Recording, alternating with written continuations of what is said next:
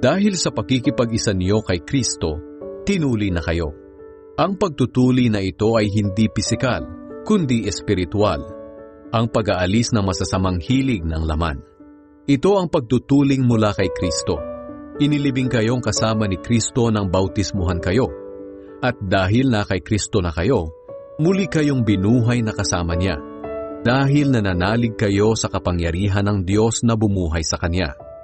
Noong una itinuring kayong mga patay ng Diyos dahil sa mga kasalanan ninyo.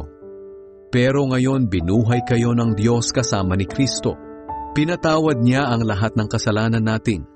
May pananagutan dapat tayo sa Diyos dahil hindi natin matupad ang kautusan. Pero inalis ito ng Diyos sa pamamagitan ng pagkapako ni Kristo sa krus.